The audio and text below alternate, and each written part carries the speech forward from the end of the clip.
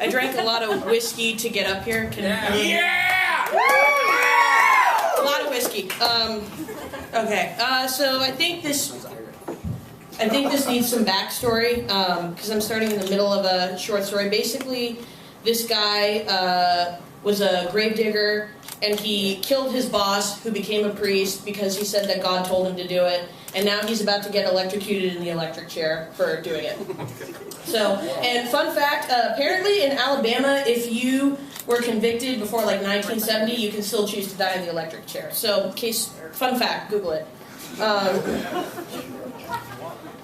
As they sit him down in the chair, he asks himself if he really believes it, if he really was asked, and he tells himself yes. He knows he's not a born killer, that he can only do what he has strength enough to do, and who could put such strength in him to kill a man other than God himself? He tells himself he must have had a reason. He must have had a reason for keeping him up late into the night with voices and dreams and memories and this request that echoed like a bell in his head for so long, so long, so long. That's comfort enough. If he has to die, then that must be it was ordained as well. They start to bring down the straps. They're thick and they whistle as they go through the buckle, and it's jarring, and he starts. They come down first on his arms, 2 on each. They strap them tight, and he winces. They move to his legs. The clamps come down tight. One of them is bulkier than the other, the one with the electrode on his right leg. The clamps are cold, and so is he. When he's strapped in, the guard who is on his right side comes to stand in front of him. He wears a forest green shirt and pants with his badge gleaming on the front. He's got a gun on his belt. He's wearing boots. And his face is stonier than any dead man he's ever seen, and he's seen a lot. That didn't take his soul away, he remembers. That's what Father Samuel told him when he was still Mr. Sanders. It was getting close to them that took Father Sanders' soul. It was not getting close at all that took Jonathan's. And it was Jonathan standing over the body of Father Samuel in that copse of trees in the breaking of morning that made them equals. The guard breaks the silence.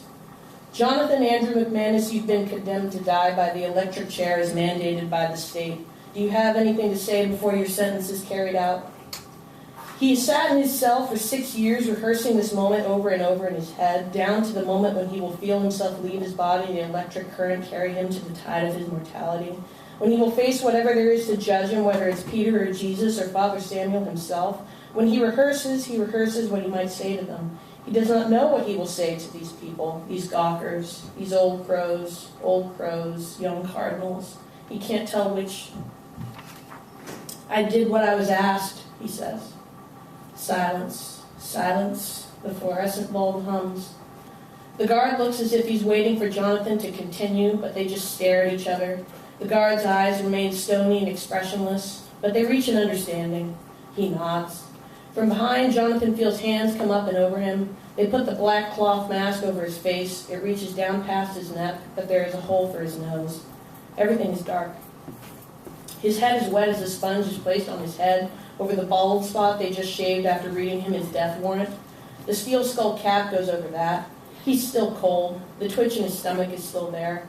It pits against him, jerking this way and that. He wonders if anyone sees it. He wonders again if he's going to piss himself.